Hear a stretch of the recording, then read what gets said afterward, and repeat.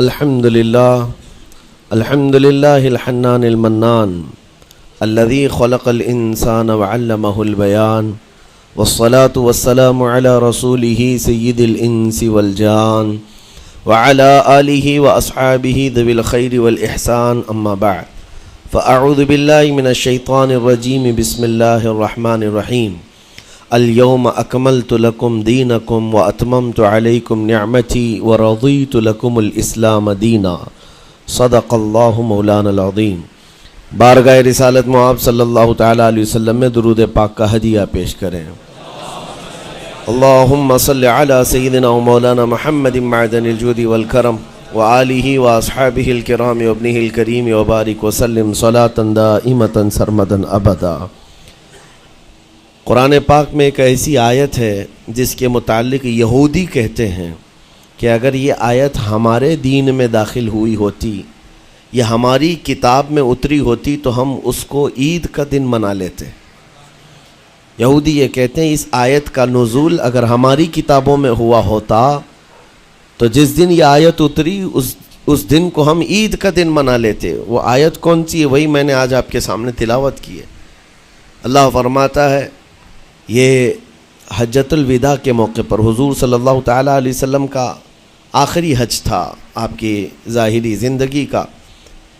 اس دن یہ آیت نازل ہوئی تھی اور حضور اکرم صلی اللہ تعالیٰ علیہ وسلم نے اپنا حج مکمل کر کے ارشاد بھی فرمایا تھا کہ آج کے بعد ہو سکتا ہے کہ میں اس جگہ پر تم سے دوبارہ ملاقات نہ کروں۔ اور وہ آخری حج کہا جاتا ہے اور آخری خطبہ بھی حضور کا خطبۃ الوداع جس کو کہتے ہیں مشہور ہے۔ اس وقت یہ آیت اتری تھی۔ آیت کا معنی پہلے سن لیں، ترجمہ۔ رب تعالیٰ فرماتا ہے الیوم اکملت لکم دینکم واتممت علیکم نعمتی، آج کے دن میں نے تمہارا دین مکمل کر دیا اور میری نعمتیں پوری اتار دیں۔ ورضیت لکم الاسلام دینا، اور تم کو اسلام دے کر میں راضی ہوا۔ یہ آیت ہے۔ کسی بھی دین کے بارے میں یہ دعویٰ نہیں ہے کہ وہ پورا کمپلیٹ ہے سوائے اسلام کے۔ پہلے جتنے دین آتے رہے بعد میں اور اس میں شوشہ تھا کہ آخری نبی آنے والے ہیں، شریعت پھر بدلے گی۔ موسیٰ علیہ السلام کا زمانہ آیا، ان کی شریعت تھی، پھر اس کے بعد زمانہ تبدیل ہوا، عیسیٰ علیہ السلام کا دور آیا، شریعت بدلی ہے۔ عقیدہ نہیں بدلتا، شریعت یہ لا کو کہتے ہیں، قانون، قوانین بدلے جاتے رہے۔ آدم علیہ السلام کی شریعت میں الگ قوانین تھے، نوح علیہ السلام کی شریعت میں قانون الگ تھے، بدلتی گئی شریعتیں، لیکن آ کر سٹاپ ہو گئی حضور پاک صلی اللہ علیہ وسلم کے اس دین پر۔ اور پھر رب تعالیٰ نے فرمایا اب دین کمپلیٹ ہو گیا، اب شریعت نہیں بدلی جائے گی قیامت تک، اس میں رد و بدل نہیں ہوگا۔ جو حرام ہے وہ قیامت تک حرام رہے گا، جو حلال ہے وہ قیامت تک حلال رہے گا۔ اب کوئی دنیا میں نہیں آئے گا جو اس شریعت میں کوئی نیا حلال پیدا کرے، نیا حرام پیدا کرے۔ حضور اکرم صلی اللہ تعالیٰ علیہ وسلم کا یہ دین کمپلیٹ ہے، مکمل ہے۔ اب آپ سنیے، قرآن پاک نے جب یہ فرما دیا کہ دین مکمل ہو گیا، یہ وعدہ، یہ دعویٰ کسی اور دین میں نہیں ہے، صرف اور صرف اسلام میں ہے کہ یہاں پیدا ہونے سے لے کر کے وفات تک کے مسئلے اللہ تعالیٰ نے تمہیں بیان کر دیے۔ وَلَا رَطْبٍ وَلَا يَابِسٍ إِلَّا فِي كِتَابٍ مُبِينٍ، کوئی خشکی کی چیز بھی نہیں ہے، کوئی تری کی چیز بھی نہیں ہے جس کو قرآن نے بیان نہ کیا ہو۔ رب تبارک و تعالیٰ نے ساری چیزیں بیان فرما دی، تمہاری شریعت کمپلیٹ ہے۔ آج تمہیں اپنی زندگی گزارنے کے لیے لا، قانون کسی ایرے غیرے کے پاس سے لینے کی ضرورت نہیں۔ اسلام ہر قانون تمہیں دیتا ہے، چاہے بچوں کے معاملات ہوں، چاہے جوانوں کے معاملات ہوں، شوہر بیوی کے حقوق ہوں، ماں باپ کے حقوق ہوں، استاد شاگرد کے معاملات ہوں، پڑوسیوں کے حقوق ہوں، تجارت کے، لین دین کے، نکاح کے، خلا کے، عدت کے، طلاق کے، سارے مسائل پورا کا پورا تفصیل کے ساتھ اسلام تمہیں دیتا ہے۔ اس طرح کا کوئی لا پوری دنیا میں نہیں ہے جس طرح اسلام کے پاس ہے۔ ظاہر سی بات ہے جب اسلام کے پاس اتنا بڑا مکمل نظام ہوگا تب تو پھر یہ ٹارگٹ نمبر 1 پوری دنیا میں ہوگا ہی ہوگا۔ یوں ہی اسلام سے لوگ نہیں چڑھتے، یوں ہی اسلام سے نہیں نفرت کرتے۔ ظاہر سی بات ہے کہ حسینوں سے ہی حسد ہوتا ہے، کوڑھی سے کون حسد کرے گا؟ جس کو کوڑ کی بیماری ہو اس سے کوئی حسد نہیں کرتا، ایک حسین دوسرے حسین سے بھی نفرت کرتا ہے، حسد کرتا ہے، یا کم صورت والا اچھی صورت والے سے حسد فطری طور پر کرتا ہے۔ اسی لیے محاورہ کہا گیا ہے کہ حسینوں سے حسد ہوتا ہے، تو اسلام میں جو حسن ہے تو جتنے جلنے والے ہیں اتنے زیادہ حسد کرنے والے پیدا ہوتے ہی رہیں گے۔ اب آپ کے لیے یہ فخر کی بات ہے کہ دنیا جسے ٹارگٹ نمبر 1 کہتی ہے، جس سے چڑھتی ہے اور جلتی ہے، الحمدللہ رب تبارک و تعالیٰ نے وہ دین ہمیں عطا فرمایا۔ وہ اس لیے نہیں ہے کہ لوگوں کے چڑھنے کی وجہ سے میں فخر کر رہا ہوں، اس لیے کہ میرے دین کے علاوہ کوئی دین ایسا نہیں جو یہ دعویٰ کر سکے کہ ہم کمپلیٹ لا رکھتے ہیں، صرف اور صرف اسلام کے پاس ہے۔ میں یہاں کھڑے ہو کر کے یہ صرف الفاظ کی پھیکم پھاک نہیں کر رہا ہوں، چیلنج ہے یہ۔ پوری دنیا کے کسی بھی ریلیجن کے پاس وہ سارے مسائل نہیں مل پائیں گے جو دین اسلام کے پاس موجود ہیں۔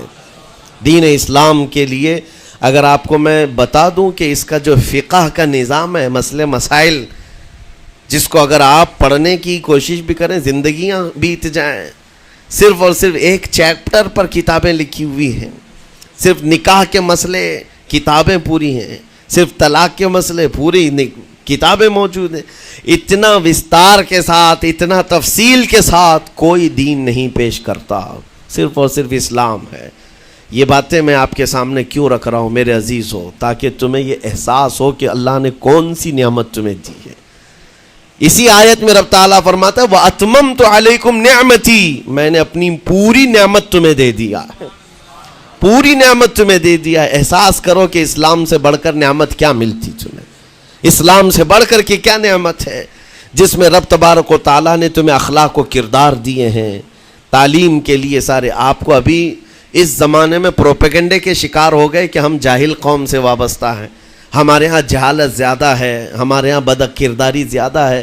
یہ عوام کو دیکھ کر کے لوگوں نے پروپیگنڈا بنایا، ورنہ تو ان کی حالت یہ تھی 18ویں صدی تک یورپ والوں کو روڈ بنانے کا طریقہ بھی نہیں معلوم تھا، اسلام نے سکھایا ہے۔ ان کو پارلیمنٹ میں بیٹھنے کا قانون نہیں معلوم تھا، اسلام نے قانون عطا کیے ہیں۔ ان کو عدالت چلانے کے معاملے معلوم نہیں تھے، اسلام نے پوری کتابیں پیش کی ہیں۔ اٹلی اور ڈنمارک جو آج یورپ کی کنٹریز میں شامل ہوتے ہیں، یہاں کے بادشاہوں کے بچے اسلامی علماء کے پاس اندلس میں پڑھنے کے لیے جاتے تھے، عیسائیوں کے، دوسروں کے، انگریزوں کے بچے، اور جب پڑھ کر کے آتے تھے اٹلی اور ڈنمارک میں واپس، تو پورے لوگ ان کو دیکھنے کے لیے بھیڑ لگاتے کہ یہ علماء اسلام سے پڑھ کر کے آ رہے ہیں۔ دنیا کو قلم پکڑنا سکھایا ہے اسلام نے۔ آپ کو ابھی میں اس موضوع پر نہیں بات کر رہا ہوں جو اسلام نے پوری دنیا کو دیا ہے۔ آج یہ جو گھڑی دیکھتے ہیں نا ہر جگہ پوری دنیا کا ٹائم، سب سے پہلے مسلم علماء نے اس کو ایجاد کیا ہے۔ دنیا کو ٹائم دیکھنے کا طریقہ اسلام نے سکھایا ہے۔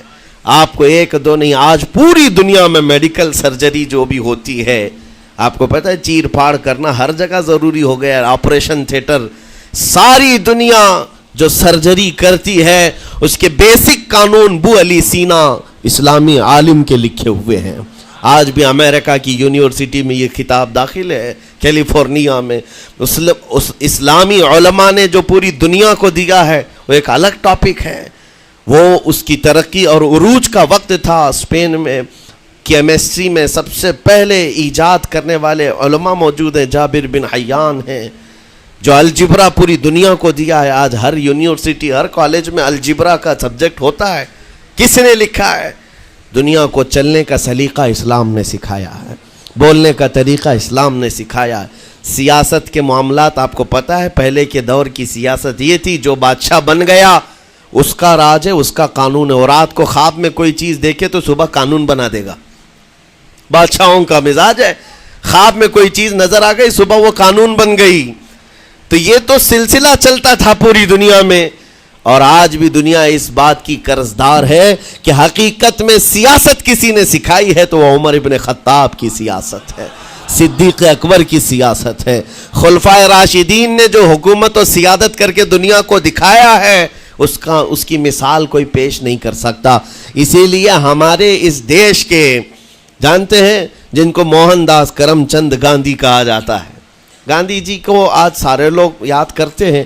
گاندھی نے یہ کہا ہے اپنے دور کے حکومت چلانے والوں کو مثال اگر کوئی دے سکتا ہوں تو ابو بکر اور عمر کی دے سکتا ہوں، کیونکہ یہ کالپنائیں نہیں ہیں، یہ خیالی نہیں ہیں، یہ فیلڈ میں اترے ہوئے لوگ ہیں۔ وہ صدیق اکبر اسلام نے دیا ہے جس نے پوری دنیا کو فاقہ کشی میں خود رہ کر کے لوگوں کی بھوک مٹانے کا سلیقہ عطا کیا ہے۔ اس عمر ابن خطاب کو اسلام نے دنیا میں پیش کیا ہے جس عمر فاروق کا حال یہ ہے پورا مدینہ رات کو سوتا ہے اور یہ خلیفہ وقت گلیوں میں گشت کر رہا ہوتا ہے کہ کوئی بھوکا نہ سو رہا ہو۔ آپ کو پتہ ہے وہ عمر ابن خطاب رات کے وقت گزرتے ہوئے ایک گھر کے قریب سے جا رہے ہیں تو دیکھا ایک مرد باہر بیٹھا ہوا ہے، اندر سے رونے کی آواز آ رہی ہے۔ اس کے مرد سے پوچھا آپ نے، وہ نہیں پہچانتا تھا، آپ کبھی حجاب ڈالتے کبھی پردہ ڈالتے اور رات کو گلیوں میں مدینے کے گشت کر رہے ہوتے۔ اس مرد سے پوچھا کیا معاملہ ہے؟ کہا کہ میری بیوی کے بچے کی ولادت کا وقت قریب آ گیا ہے، درد ذہ میں مبتلا ہے اور گھر میں کوئی نہیں ہے، تکلیف ہے۔ جانتے ہو حضرت عمر فاروق رضی اللہ تعالیٰ عنہ اپنے گھر سے اپنی بیوی کو، اپنی بیٹی کو، اپنی بہو کو بلوایا اور کہا جاؤ یہاں پر گھر میں بچے کی ولادت ہونے والی ہے، اس کی تیمارداری کر۔ صبح تک خلیفۃ المسلمین کے گھر کی عورتیں ایک غریب کے گھر کی عورت کی تیمارداری کر رہی ہیں۔ جب بچے کے ولادت کی آواز آئی سب سے پہلے مبارکبادی دینے والے عمر ابن خطاب ہیں۔ اس سے کہتے بھائی تمہیں مبارک ہو، اللہ نے بیٹا عطا فرمایا۔ وہ خوش و خرم ہے کہ میرا کوئی رشتہ دار نہیں ہے، اجنبی رات کو آیا ہے اور مجھے مبارکبادی بھی دیا، میرے گھر کے سارے کام کاج بھی اٹھا لیا اور اپنی پیٹھ پر گھر سے بوریا لا کر کے آٹے اور راشن کا اس گھر میں پہنچایا اور کہا خوش و خرم رہو، اللہ نے تمہارے گھر میں برکت دی ہے۔ صبح اٹھ کر کے وہ لوگوں کو بتا رہا ہے اللہ نے رات کو ایک عجیب فرشتہ بھیجا، میرے گھر میں اکیلی عورت تھی، درد ذہ میں مبتلا تھی، 3 عورتیں بھی آئی اور ایک مرد بھی آیا، رات بھر میرے ساتھ بیٹھا رہا، مجھے کھلایا پلایا بھی، میرے گھر کی تیمارداری بھی کر کے گیا۔ لوگوں نے کہا جانتے ہو کون تھا؟ وہ عمر ابن خطاب امیر المومنین تھے۔ دنیا کو یہ سیاست کا سلیقہ دینے والا اسلام کا وہ عظیم سپہ سالار ہے۔ آج بھی آپ کو میں بتاؤں اٹلی میں اور ڈنمارک میں اور کچھ کنٹریز میں ایک دن منانے کا پرستاؤ پیش کیا جا رہا ہے۔ یہ نہیں کہہ رہے ہوں ریچرڈ کا یا ریمونڈ کا، کوئی جو بڑے بڑے ان کے سپہ سالار ہیں ان کا ایک دن منایا جائے گا جن کو مطلب کوئی بہت بڑا نوبل پرائز ملا ہو۔ میں یورپین کنٹریز کی بات کر رہا ہوں جہاں وہ اپنے بادشاہوں کے پیدائش کا دن یا ان کے کسی اینیورسری کو منانے کا پرستاؤ نہیں پیش کر رہے، بلکہ یورپ کی یہ 2 کنٹریاں ہیں جو یہ پرستاؤ پیش کر رہی ہیں کہ سال میں ایک دن ایسا منایا جائے جس کا نام صلاح الدین ایوبی ڈے ہونا چاہیے۔ یہ ہم نہیں کہہ رہے ہیں، دنیا آج بھی اس بات کو تسلیم کرتی ہے، صلاح الدین جیسا جرنیل دیکھا نہیں ہے۔ عزیزان گرامی وقار، یہ چند مثالیں میں آپ کے سامنے رکھا اور اس کے بعد پھر میں تمہیں جھنجھوڑ کر پوچھتا ہوں، اپنے دل پر ہاتھ رکھ کر کے بتاؤ اسلام سے اچھا کوئی راستہ ہے؟ قرآن یہی کہتا ہے وَمَن يَبْتَغِ غَيْرَ الْإِسْلَامِ دِينًا فَلَن يُقْبَلَ مِنْهُ، جو اسلام کے علاوہ دوسرا راستہ لے کر کے آئے گا قیامت کے دن اس کا کوئی قبول نہیں کیا جائے گا، نہیں قبول کیا جائے گا، بلکہ وہ سب سے بڑے گھاٹے میں ہوگا، آخرت کے دن خسارہ اٹھانے والوں میں ہوگا۔ آج تمہارے پاس وہ عقل سلیم اللہ تعالیٰ نے دیا جس کو تھوڑی بہت شدھ بدھ ہونا، عقل کا استعمال کرتا ہو، وہ بھی اسلام کے متعلق سوچے گا کہ میرے دین میں اتنی اچھائیاں ہیں، آج تک رب تعالیٰ نے مجھے یہ پیشانی کسی کے سامنے جھکنے نہیں دیا۔ کہیں جھکاتے ہو؟ ارے کھانا کھاتے ہیں، کھانا تو روزانہ ضروری ہے، اور رزق کے معاملے میں تو لوگ ایسے ہیں، دنیا کہتی ہے پیٹ پوجا، ہم پیٹ پوجا نہیں کہتے۔ کھانے کے لیے بعض لوگ کہتے ہیں نا پہلے پیٹ پوجا ہو جائے، پوجا کا لفظ ہی ہم استعمال نہیں کرتے۔ کھانا برتن میں رکھا ہوا ہے، آپ کے گھر میں کھانا لا کر کے دیا جاتا ہے تو کیا آپ سر جھکا کر چاٹ کے کھاتے ہیں یا لقمے اٹھا کر ہاتھ سے کھاتے ہیں؟ ہاتھ سے کھاتے ہیں۔ باقی جانوروں کو دیکھو، بکری کھاتی ہے منہ جھکا کر کھاتی ہے، بیل بھینس وغیرہ سب سر جھکا کر کے کھاتے ہیں، رزق کو چاٹ کے کھاتے ہیں، ان کا سر جھک جاتا ہے، لیکن تمہارے سر کو رب نے اتنا محترم رکھا کہ روز جو تمہیں رزق کی ضرورت ہے اس کے سامنے بھی مت جھکاؤ. سر جھکانا ہے تو رزق کے سامنے نہیں، رزاق کے سامنے جھکایا جائے. تمہاری پیشانی کو محترم رکھا گیا ہے کہ تم جھکو گے تو کس کے سامنے؟ صرف رزاق جو ہمارا پالنہار حقیقی ہے. اور حد تو یہ ہے میرے عزیزو، یہ دنیا کی واحد قوم ہے، یہ واحد مذہب ایسا ہے، یہودی ہوں، عیسائی ہوں، ہندو ہوں، کوئی بھی ریلیجن آپ لے کر کے آئیں، جس کو وہ بہت زیادہ مانتے ہیں یا جس کو گاڈ کہتے ہیں یا جس کو بھگوان کہتے ہیں، ان کی صورت بھی ہوگی، مورت بھی ہوگی، اور سامنے دیکھتے ہیں اور جھکتے ہیں، عبادت کرتے ہیں. لیکن تنہا مسلمان ایسے ہیں، کروڑوں مسجدیں ہوں گی، کہیں خدا کی کوئی تصویر دیکھا ہے؟ کہیں مسجدوں میں خدا کا کوئی مورت یا صورت بنائی ہوئی دیکھا ہے؟ نہیں ہے. یہ واحد قوم ہے جو بن دیکھے مولا کی بارگاہ میں سجدے میں جھک جاتی ہے. صرف بات اتنی ہے کہ ان کو یہ کہنا پڑے گا، اگر میں کہوں میرے نام پر آ جاؤ جھک جاؤ، نہیں، کوئی نہیں جھکائے گا. ہاں، یہ کہنا پڑے گا امام کو بھی، اللہ اکبر، اللہ سب سے بڑا ہے. پھر کوئی پیچھے کھڑا ہوا یہ نہیں پوچھتا کہ کس نے کہا، کون پکار رہا ہے، پیشانی لے جا کر زمین پر لگا دیتے. کیوں؟ ہماری پیشانی خالص اللہ کے لیے ہے. میرے عزیزوں، یہ وہ پرائیورٹیز ہیں اور یہ اسپیشلٹی ہے آپ کے اس کمیونٹی کی، جس کو مجھے آپ کے سامنے رکھنا ہے. اتنی سارے اچھے گلشن کو چھوڑ کر اگر کوئی بربادی کی طرف جائے تو پھر سوائے بدنصیبی کے کیا ہے اس کے پاس؟ جس کو اللہ تبارک و تعالیٰ وعدے کیا ہو کہ تم اپنی جان اور اپنے مال کے بدلے مجھ سے جنت خرید لو، جہاں پر سارے اخلاق و کردار اور دنیا کی سب سے اعلیٰ اخلاق تمہیں سکھانے کے دعوے کیے گئے ہوں، وہ چھوڑ کر کے اگر دنیا کہیں اور جائے تو پھر تمہاری یہ ہرما نصیبی ہے. ایک بات میں آپ کو بتاؤں، سکسیس کس کو کہتے ہیں؟ کامیابی. اور ہر کوئی یہ کہتا ہے کہ مجھے سکسیس کی طرف سفر کرنا ہے. 10ویں پاس نوجوان کو بھی پوچھیں کہ کوئی بھی کورس کر رہا ہے، آگے جا رہا ہے، کیوں جا رہا ہے؟ کچھ سکسیسفل لائف گزارنا ہے، کامیاب زندگی گزارنا ہے، اس کے لیے دروازے کھٹکھٹا رہا ہے. تمہیں پتہ ہے ان مسجدوں کے میناروں سے جو آواز گونجتی ہے اذان کی، اس میں ایک لفظ آتا ہے، سارے لفظ تو آپ کو یاد ہوں گے، اللہ اکبر بھی کہا جاتا ہے، اشہد ان لا الہ الا اللہ بھی، اشہد ان محمد رسول اللہ بھی ہے. اس کے بعد ایک لفظ پکارتا ہے مؤذن، حی علی الصلاۃ. حی علی الصلاۃ کا مطلب ہوتا ہے آؤ نماز کی طرف، آؤ نماز کی طرف. اس کے بعد ایک اور لفظ پکارتا ہے حی علی الفلاح، جس کا معنی معلوم ہے آپ کو؟ مؤذن یہ کہتا ہے آؤ کامیابی کی طرف، آؤ کامیابی کی طرف. ٹوٹل یہ دن میں 10 بار مؤذن پکارتا ہے. فجر میں 2 بار، ظہر میں 2 بار، عصر میں 2 بار، مغرب میں 2 بار، عشاء میں 2 بار. کتنی مرتبہ پکارا؟ 10 بار پکارا تمہیں، آؤ کامیابی کی طرف. لیکن ایک بات یاد رکھو، یہ پکارنے والے مؤذن کی حالت مت دیکھو کہ یہ پکار رہا ہے، بلکہ یہ رحمان کی صدا ہے، یہ اللہ کی صدا ہے جو تمہیں بلا رہا ہے. یہ تو اپنی آواز اور اپنے الفاظ سے ترجمانی کر رہا ہے اور تمہیں اللہ کی صدا تمہارے تک منتقل کر رہا ہے. لیکن حقیقت میں بلانے والا کون ہے؟ اللہ ہے. مسجدوں میں بلانے والا کون ہے؟ اللہ ہے. اللہ کی صدا پر آپ آ رہے ہو. اب سوچو، جو رحمان تمہیں 10 مرتبہ دن میں یہ بات پہنچا رہا، آؤ کامیابی کی طرف، آؤ کامیابی کی طرف، تم اس چیز کو چھوڑ کر کے کامیابی ان لوگوں کے سامنے ڈھونڈنے نکلے جن کو پیشاب کرنے کا سلیقہ نہیں معلوم، جن کو کھانے پینے کے طور طریقے نہیں معلوم. ان لوگوں کے پاس ہمارے بچے اگر کامیابی ڈھونڈیں گے تو بات یہی ہے، ٹوپی کو سر پر پہنو تو اچھا لگے گا، لیکن دوسری جگہ پہننے لگو تو بیوقوف کہیں گے، ظلم کر رہے ہو ٹوپی کے ساتھ. اسی طرح میں کہتا ہوں مسلمان کو اللہ کی بارگاہ میں آ جانا سب سے بڑی کامیابی ہے.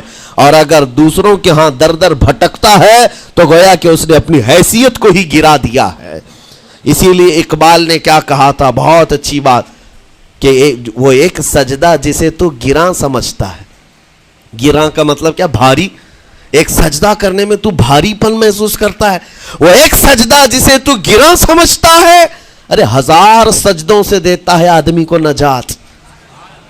در در جھکنے سے تو تمہیں بچا لیتا ہے، اس کے سامنے بھی جھکا، نیتا کے سامنے بھی جھکا، سیٹ کے سامنے بھی جھکا، پولیس کے سامنے بھی جھکا، جج کے سامنے بھی جھکا، سب کے سامنے جھک رہا ہے۔ ایک سجدہ یہاں کر لے، مولا ہر سجدے سے تجھے آزاد کرتے۔ یہاں جھکنے والا پھر کہیں اور نہیں جھکتا۔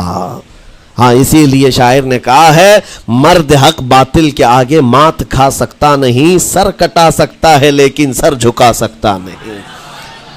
یہ ہماری تاریخ ہے جو آپ کے سامنے ہے۔ آپ کو پراؤڈ فیل ہونا چاہیے کہ رب تعالیٰ نے مجھے کون سی بڑی نعمت عطا کی، اتنی عظیم نعمت ہے۔ ایک واقعے کے ساتھ میں اپنی گفتگو کو آپ کے اندر ڈالنے کی کوشش کرتا ہوں۔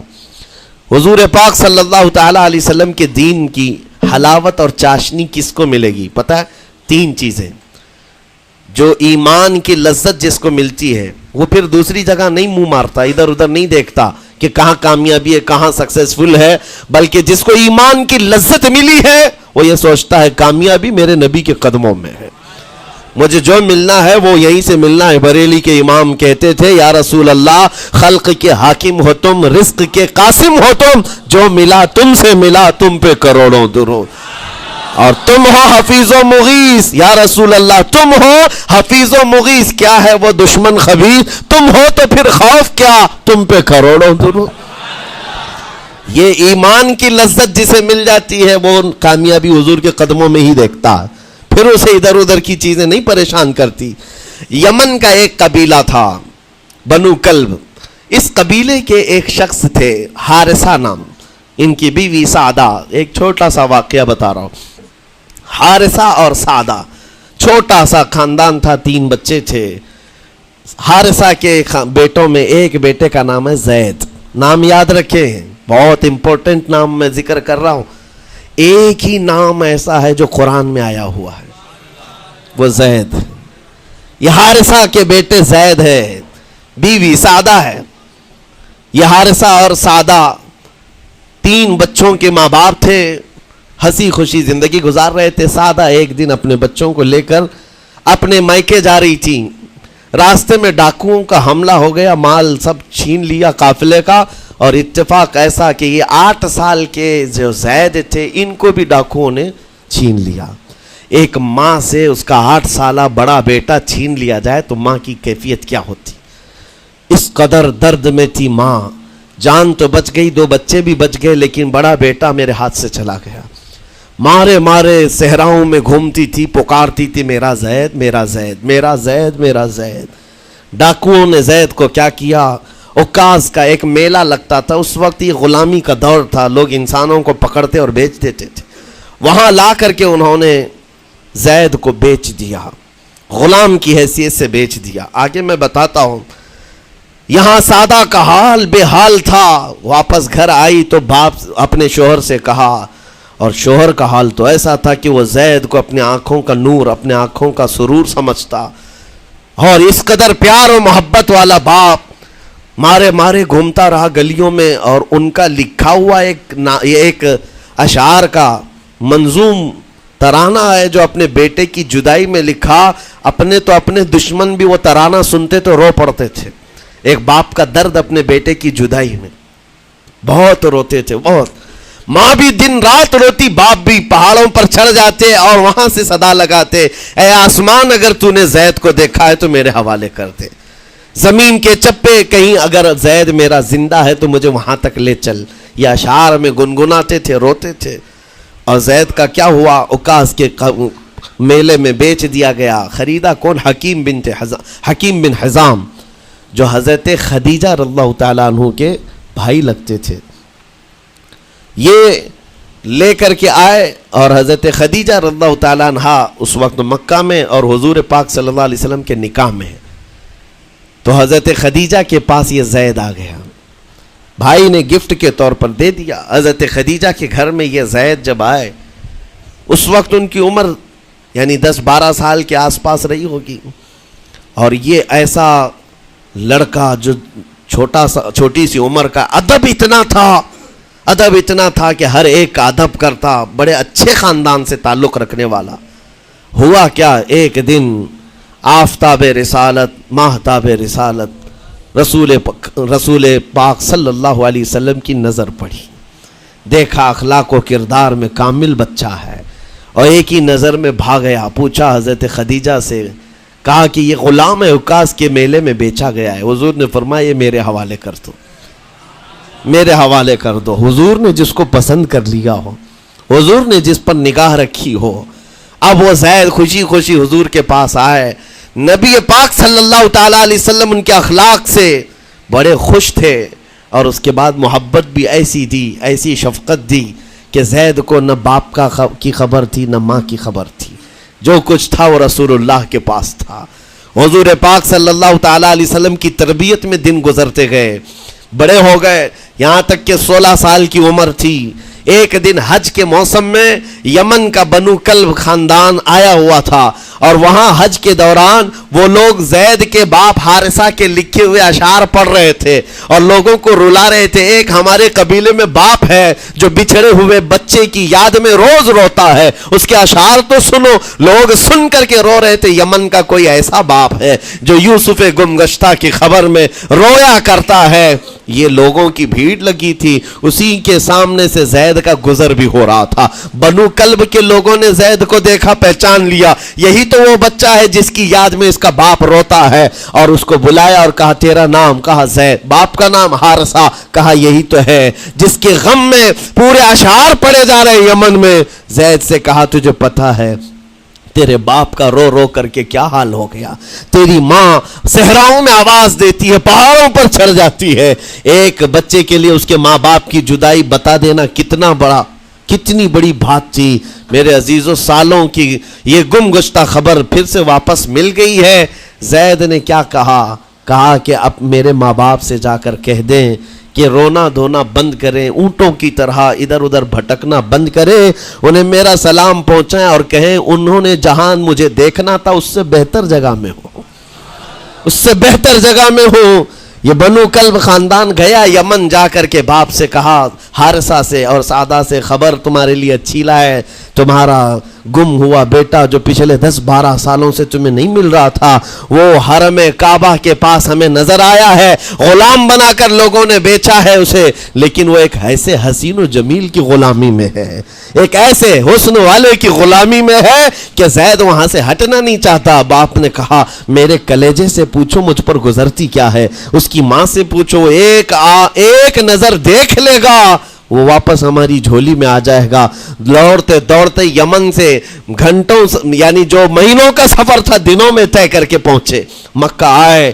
جیسے ہی آئے تو رسول پاک صلی اللہ علیہ وسلم کو ڈھونڈا، حضور پاک مل گئے تو دھاڑے مار مار کر باپ رونے لگا اور کہا کہ اے محمد صلی اللہ علیہ وسلم، ہم نے آپ کے متعلق سنا ہے یتیموں کے والی ہیں، آپ کا دل بہت بڑا ہے، مجھ باپ کے اوپر رحم کیجئے، برسوں سے اپنے بچے کے لیے ترس رہا ہے، میں اور میری بیوی تڑپتے ہیں، صحراؤں میں آواز دیتے ہیں۔ حضور نے پوچھا ہوا کیا ہے تمہارے ساتھ؟ کہا ہمارا بیٹا گم ہو گیا تھا، برسوں ہو گئے تھے، لیکن سنا ہے وہ یہاں رہتا ہے۔ حضور نے پوچھا کیا نام ہے اس کا؟ کہا زید اس کا نام ہے، میرا نام حارثہ ہے۔ حضور پاک صلی اللہ علیہ وسلم کے محبوب زید کے بارے میں پوچھ لیا، حضور جس سے خود محبت کرتے ہو، حضور جس سے محبت کرتے ہو، باپ نے پوچھ لیا۔ حضور نے فرمایا کہ ٹھیک ہے، میں ایک باپ کے کلیجے سے اس کے بیٹے کو الگ نہیں کر سکتا، ماں سے اس کے بیٹے کو جدا نہیں کر سکتا، لیکن بات اتنی ہے کہ زید کو بلایا جائے، فیصلہ اس کے ہاتھ میں ہے، فیصلہ اس کے ہاتھ میں ہے۔ میں زید کو بلاتا ہوں۔ غلام تھے اس وقت، حضرت زید کو بلایا گیا، اور اس وقت بھری جوانی والا زید ہے۔ جیسی ہی آئے پہلی نظر باپ کو دیکھا، ماں کو دیکھا، ماں باپ تو چیخ پڑے ہمارا زید مل گیا، ہمارا زید مل گیا۔ لیکن کمال کی بات میں دیکھتا ہوں ایسی دیوانگی پوری دنیا میں نہیں ہے۔ زید نے دیکھا اپنے ماں اور باپ کو، لیکن اسی وقت اپنی آنکھیں جھکا لی اور حضور کی طرف کر لیا، کہا نہ، ادھر پہلے حضور پاک صلی اللہ علیہ وسلم کی طرف۔ حضور نے دیکھا کہ زید ماں باپ کی طرف دیکھ نہیں رہے ہو، جو رو رو کر کے برا حال کر چکے ہو۔ حضور نے زید سے کہا پہچانتے ہو؟ کہا ہاں حضور یہ میرے باپ ہیں، اور یہ میری ماں ہے، یہ میرے چچا ہے۔ حضور نے فرمایا پھر ملتے کیوں نہیں ہو؟ کہا سرکار اگر اجازت ہو تو ملوں گا، برسوں کا بچھڑا ہوا جوان ہے، آپ اجازت دو تو میں ملوں گا۔ نبی پاک صلی اللہ علیہ وسلم نے فرمایا جاؤ تمہیں اجازت ہے۔ جیسی گئے اس منظر کو جو بیان کیا گیا ہے میرے عزیزوں، ہم پڑھتے ہیں تو آنکھیں بھیگ جاتی ہیں۔ ماں لپٹ کر کے اپنے بچے کو ہر جگہ چوم رہی ہو، باپ سینے سے لگا کر کے دھاڑے مار کر رو رہا ہو، پہلے تو غش کھا کر گر گیا تھا، پھر افاقہ ہوا، یہ دردناک منظر تھا۔ اس کے بعد زید بن حارثہ کو کیوں نہ تکلیف ہو، غم کیوں نہ ہو، ماں باپ بچھڑے ہوئے اتنے سالوں کے بعد دیکھنے کو ملے، دل پر کیا بیت رہی ہوگی۔ میری ماں وہی جو مجھے خشکیوں میں پالا کرتی، تریوں میں پالا کرتی، میرا باپ وہی جو خون پسینے کی کمائی سے مجھے کھلایا تھا، آج آ گیا ہے۔ حضور پاک صلی اللہ علیہ وسلم نے کہا زید یہ جو جذباتی منظر ہے اس کو ختم کر کے اب اعلان کر دو کہ تمہاری ماں آئی ہے تمہیں یمن سے لینے کے لیے، تمہارا باپ آیا ہے، تمہارا چچا آیا ہے تمہیں یمن سے لینے کے لیے، میں نے فیصلہ تمہارے حوالے کر دیا ہے، میں اپنے غلامی سے تم کو آزاد کر دیتا ہوں، تم بغیر کوئی فدیہ لیے ہوئے، بغیر کوئی پیسہ لیے ہوئے، اس وقت اپنے غلام کو کوئی چھوڑتا نہیں تھا، لیکن تمہاری ماں کا درد دیکھا نہیں جا رہا، میں آزاد کر دوں گا بغیر کسی فدیہ کے، تو اپنی ماں اور اپنے باپ کے پاس جا سکتا ہے۔ اتنا حضور کا فرمان، آزاد کر دینا مکہ میں آسان نہیں تھا۔ بیٹے کو آزاد کیا حضور پاک صلی اللہ علیہ وسلم نے، تب جانتے ہو وہ کمال کا بیٹا ہے زید بن حارثہ۔ اسی وقت اپنی ماں کو دیکھتے ہیں، باپ کو دیکھتے ہیں، چچا کو دیکھتے ہیں، اور اس کے بعد مکہ والے یہ منظر دیکھنے کے لیے جمع تھے، مخاطب ہو کر کے کہتے ہیں اے سارے مکہ والوں گواہ ہو جاؤ، میں اپنی زندگی حضور محمد مصطفیٰ کے لیے وقف کر دیا ہے، میں نے محمد عربی صلی اللہ علیہ وسلم کے لیے زندگی وقف کر دی ہے، نہ مجھے یمن جانا ہے نہ مجھے بنو کلب جانا ہے۔ ماں اور باپ دیکھتے رہ گئے۔ باپ نے پوچھا زید آزاد کیا گیا ہے اور آزادی کی زندگی کو چھوڑ کر تو غلامی کی زندگی کو قبول کر رہا ہے؟ زید بن حارثہ نے اس وقت تاریخی جملہ کہا تھا، کہا بابا آپ نے جتنی شفقت کی ہوگی یا 1000 ماں باپ مل کر اپنے بیٹوں پر جتنی شفقت نہیں کیے ہوں گے اس سے زیادہ شفقت محمد الرسول اللہ نے کیا ہے۔ میں 1000 آزادیوں پر اس ایک غلامی کو، میں 1000 آزادیوں کو قربان کرتا ہوں اس ایک غلامی پر، میرے لیے زندگی بھر یہ غلامی کافی ہے۔ اتنا کہا تھا میرے آقا صلی اللہ علیہ وسلم نے اپنے باہوں کو پھیلا دیا، سینے سے لگایا اور زید بن حارثہ کو لے کر خانہ کعبہ کے پاس آئے۔ میرے عزیزو ان کا حال بھی ایسا ہے کہ اگر کوئی ٹوٹ کر چاہتا ہے تو یہ نہیں ہے کہ تو چاہ رہا ہے، بلکہ ان کا حال یہ ہے اتنا دیا سرکار نے مجھ کو جتنی میری اوقات نہیں، یہ تو ان کا کرم ہے ورنہ مجھ میں تو ایسی بات نہیں۔ آتا ہے فقیروں پہ انہیں پیار کچھ ایسا، خود بھیک دے اور خود کہے منگتے کا بھلا ہو۔ حضور اکرم صلی اللہ علیہ وسلم زید بن حارثہ کو پکڑتے ہیں، خانہ کعبہ کے پاس لے آتے ہیں، ہجوم جمع تھا، مکہ والے سب کھڑے تھے، تب نبی پاک صلی اللہ علیہ وسلم اعلان کر کے کہتے ہیں اے مکہ والوں سن لو، آج سے زید کو میں نے آزاد کیا ہے، اور صرف آزاد نہیں، آج سے یہ میرا وارث ہے اور میں اس کا وارث ہوں، یہ میرا بیٹا ہے۔ حضور نے تنہا ایک ہی صحابی کے لیے کہا یہ میرا بیٹا ہے، اور اس کے بعد زید بن حارثہ کو لوگ جو مکہ میں پکارتے تھے زید بن محمد کہتے تھے، محمد کا بیٹا زید، رسول پاک صلی اللہ علیہ وسلم کے بیٹا ہونے کا شرف پایا ہے۔ میرے عزیزو یہ جنہوں نے حضور صلی اللہ تعالی علیہ وسلم کے دربار کا ایک بار مزہ چکھ لیا تو وہ پھر یوں ہی کہتا ہے پھر کے گلی گلی تباہ، ٹھوکریں سب کی کھائی کیوں، دل کو جو عقل دے خدا تیری گلی سے جائے کیوں۔ حضور پاک کی گلی میں جو ایک بار مزہ لے لے وہ پھر دنیا کی ٹھوکریں نہیں کھاتا۔ اسی لیے آج تم سب کے لیے میرے عزیزو ایک ہی فرمان میرے آقا صلی اللہ تعالی علیہ وسلم کا سنا کر رخصت ہوتا ہوں۔ ایمان کی حلاوت اس کو ملتی ہے جو اپنی زندگی میں سب سے زیادہ اللہ اور اس کے رسول سے محبت کرتا ہے، اللہ اس کے رسول سے محبت کرتا ہے، اور دوسری چیز یہ بھی ہے کفر میں جانے کو ایسا ناپسند کرتا ہو جیسے آگ میں ہاتھ ڈالنے کو ناپسند کرتا ہے۔ کفار و مشرکین کے میلے آج لگ رہے ہوں گے لیکن تمہارا امتحان ہوگا، 31 نائٹ آنے والی ہے، یہ آزمائش کی رات ہے، لوگوں کو دیکھا جائے گا کہ تم کون سی عیاشیوں میں جاؤ گے؟ تم اس رات کو کیا دنیا داروں کو دیکھ کر ان کے پیچھے بھاگ جاؤ گے؟ ایک بات یاد رکھو، شیروں کو جس کام کے لیے پیدا کیا گیا اسی کام پہ رہنا چاہیے، اور شیر اگر اپنا کام بھول جاتا ہے تو کتے اس کے اوپر لگ جاتے ہیں۔ تمہارا کام کتوں کی طرح بھونکنا نہیں ہے، تمہارا کام شیروں کی طرح دھاڑنا ہے۔ میرے عزیز محمد عربی صلی اللہ علیہ وسلم کے وہ شیر جو گٹر اور نالی کے لیے نہیں پیدا کیے گئے، اعلیٰ اخلاق و کردار کے لیے پیدا کیے۔ تم امت محمدیہ خیر امت ہو، شراب پینے کے لیے نہیں، جوا کھیلنے کے لیے نہیں، تاش کے پتوں پر مال اڑانے کے لیے نہیں، غلط نگاہوں کو پھیلانے کے لیے نہیں، آوارہ گردی کے لیے نہیں پیدا کیے گئے۔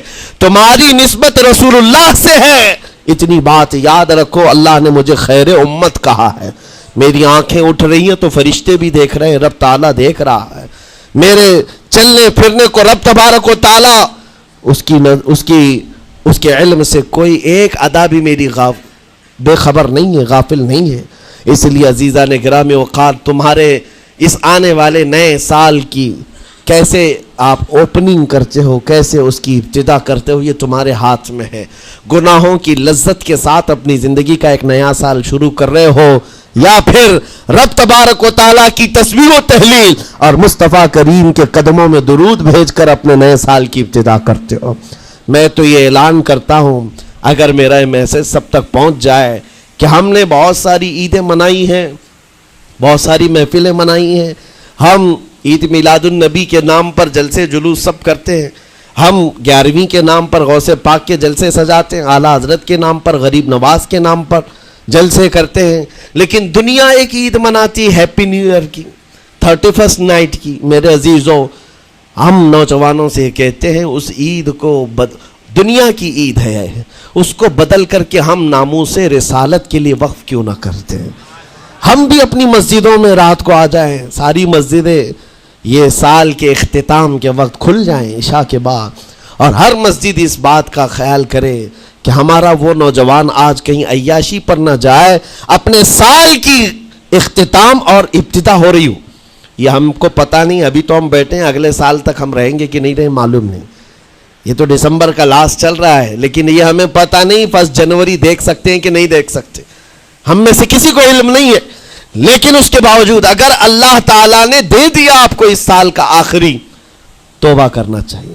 اے رب ذوالجلال، یہ پورا سال میرا جو بدکاریاں ہوئی ہیں، مجھ سے جو خرابیاں ہوئی ہیں، مجھ سے جو گناہ ہوئے ہیں، معاف کر دے۔ تو ایک نیا سال میری زندگی میں کھول رہا ہے، مولا پچھلے سال جو مجھ سے گناہ ہوئے، اس سال وہ گناہ نہ ہو۔ میں تیرے دربار میں پناہ مانگتا ہوں، تیرے دربار کی پناہ مانگتا ہوں ان تمام شیاطین کے شر و فساد سے جنہوں نے مجھے بدکار بنانے کی کوششیں کی ہیں۔ اگر اس رات تمہاری دعا قبول ہو گئی تو انشاءاللہ 2024 ہمارا ہے۔ لوگ آج بہت ساری بھوشمانیاں کر رہے ہیں، 2024 ان کا ہے، ان کا ہے۔ میں کہتا ہوں غلامان مصطفیٰ کا ہے۔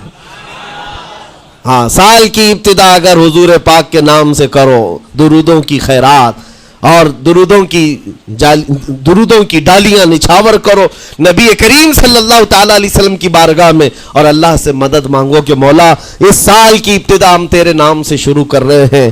انشاءاللہ یقین ہے میرے عزیزوں، جو دروازے بند ہیں وہ کھلیں گے ضرور، اور جو آفتیں آئی ہیں وہ ٹلیں گی ضرور۔